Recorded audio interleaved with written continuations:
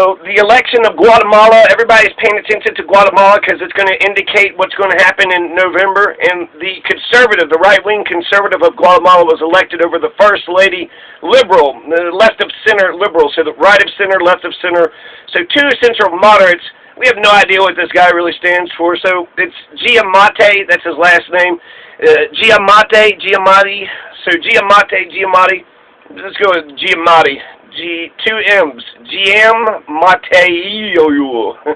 T-E-I. I don't know how you pronounce T-E-I. So anyways, he's elected the president of Guatemala. He's the right wing. He beat the former first lady. He got 58% of the total vote, but it was a low turnout rate. So it was a Kentucky election where you only had 13%, like their primaries. They only got 13% turnout. So only 13% of the people in Guatemala went out to vote, but 58% of those 13%, so 7%.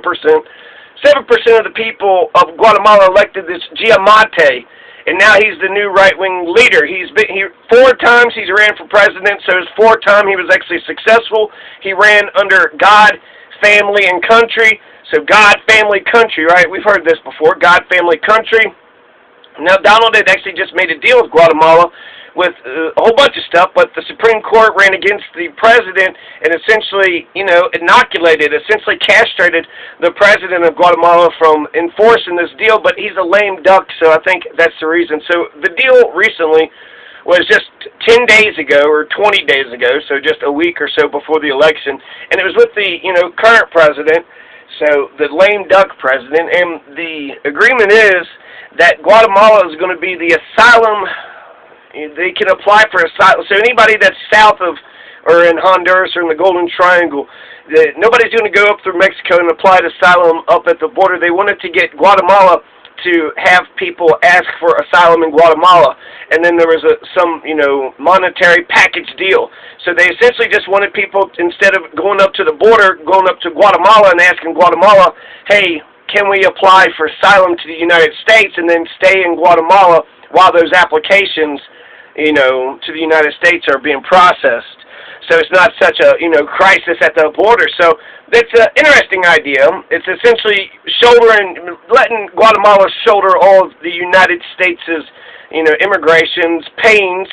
So Guatemala will have people going into their country illegally, and they don't know who they are, and then they'll have to hang about and hang around. So essentially just wanted Guatemala to shoulder, the United States problems. And that could have been the reason for the Supreme Court voting against him. He was in lame duck, I think, 2 terms, so it's an open seat. So this Giamatti, he gets in there, and he's going to be a brand-new face. He's never run, I don't know if he's done anything in government whatsoever, but he's right-wing, brand-new face. But they just made a deal with the previous administration, and so now this new deal, he's talking about having to renegotiate another deal with the United States. So I think he's opposed to the asylum thing, and I think that was one of the main reasons he would get elected president. So he's opposed to the asylum deal that Donald Trump wanted with Guatemala. Supreme Court had rejected it. Giamatti said he'd renegotiate a deal with the U.S., find out what is good for Guatemala, what's good for the U.S., and just weigh out the balance, right? So essentially he's talking about a new deal with the United States, but not really telling us the details of the thing. 2010, this Giamatti was arrested for extrajudicial killings, murders outside the criminal justice system when he led Guatemala's prison system. So he's in charge of the jails, he's in charge of the prisons, he's going to run on fighting crime, so he's a law and order Nixonian kind of president. So fight crime, he loves God, family, and Guatemala. Guatemala forever. Guatemala's the best nation on the planet. I love God, and I love family, and I love nationalism.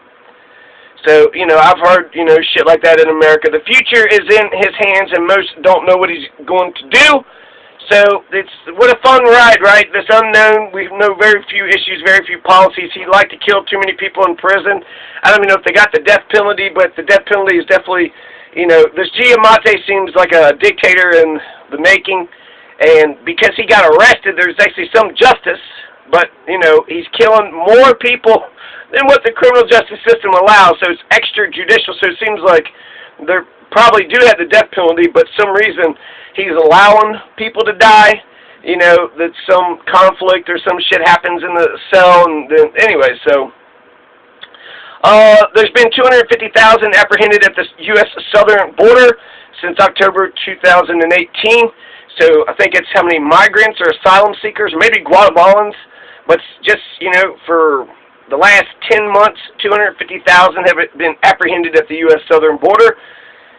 250,000, that's a lot. So they're fleeing extreme violence, poverty, food insecurity, a lot of this shit we had to do. Guatemala, we overtook. We had a blockade on Guatemala. Eisenhower's going to invade Guatemala, destabilize their nation, and then they elect different leadership, ones that's more sympathetic to what America wants.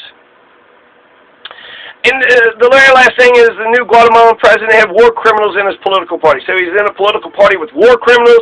He's all about, you know, law and order. He's talking about having being tough on crime. And then he's, you know, all about extrajudicial killings, murders outside the criminal justice system. So he's all about killing people. So just, so far, not good. You know, authoritarianism by themselves, the state is naturally authoritarian, so that by itself, I think, comes with the deal. You're just going to assume that they're going to be authoritarian, and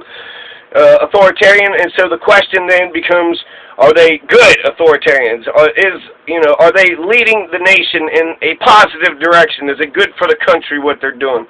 So authoritarianism is kind of like extremism in a way. So, you know, just think if there's somebody, you know, child is in danger, and some authoritarian breaks down the door, beats the shit out of the kidnapper, and grabs, you know, the kid, and then gives the kid back to their nice and loving parents.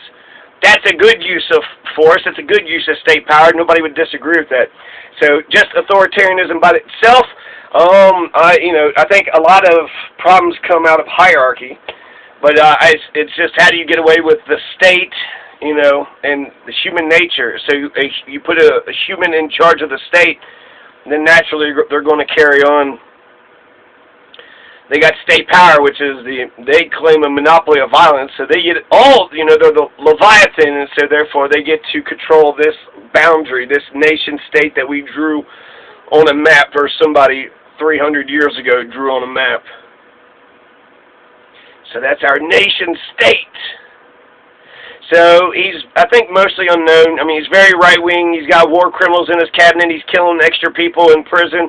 And he's just talking about fighting crime. He loves God, family, Guatemala. So he's a nationalist. So, you know, Guatemalans can, he wants to make Guatemala great again. So that could be, you know, trouble for America. That could be a really good thing for the government or the people. So, yeah, everything's kind of up in the air. But there has been a new election. This Giamatti is going to start running Guatemala, I guess, in a couple months or pretty soon.